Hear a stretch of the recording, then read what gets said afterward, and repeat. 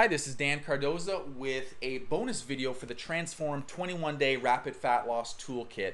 Today we're going to be talking about how to take your body's measurements. Of course, this is going to be one of the important steps that you do at the onset of the program to make sure you're getting an accurate picture of where you are starting from. And this is going to help you also calculate your body fat percentage, which is the best indicator of the improvements that you will make over the course of your exercise program.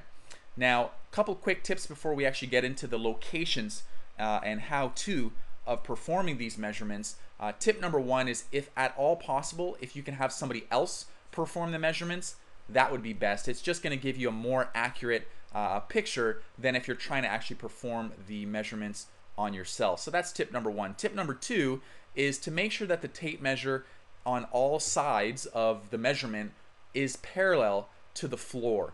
In other words, if you're doing your waist measurement, you don't want to have the back side of the tape measure way up high on your waist, and then the front side of the tape measure is way down below your belly button. You want to make sure that it's even and parallel with the floor, so you're getting a nice cross section of whatever body part it is that you're measuring.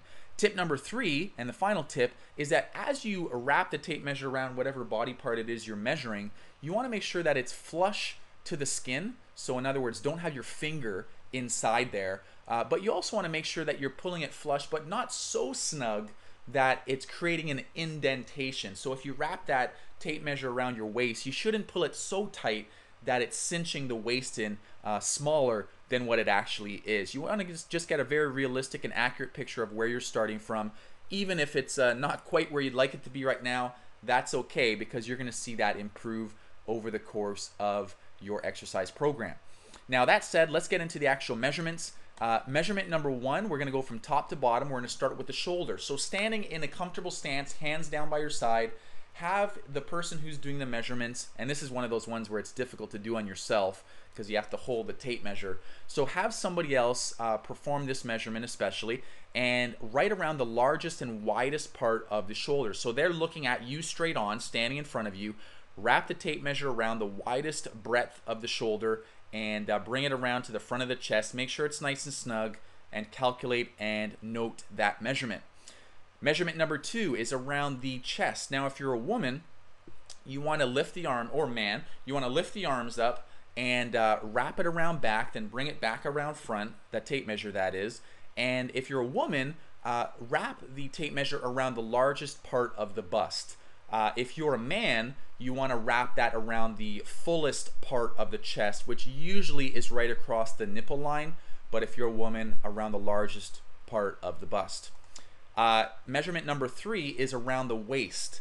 Now, the waist measure is going to be noted by the belly button line. So you want to wrap that tape measure right around the belly button line and go right around from back to front, bring it around front, right in front of that belly button. That may not be the smallest part of your waist. I realize that, but that's the measurement that's going to be used to calculate your body fat percentage, right around the belly button.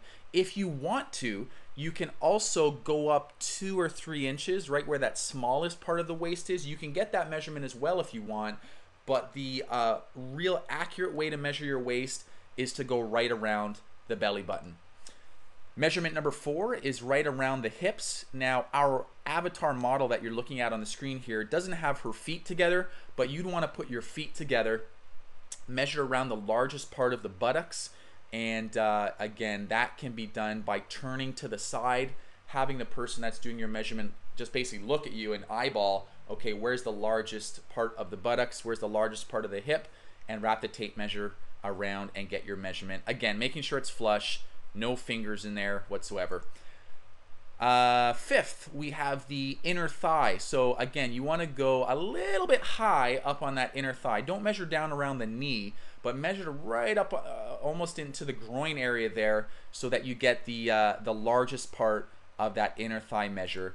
And then finally, you have the upper arm, and you want to basically perform a bicep flex movement with this measure. So reach your arm out to the side, flex your muscle, and get the largest part of the bicep measured right there. So that's it for this session. That's how you do your measurements. Make sure you plug those measurements into your initial assessment numbers.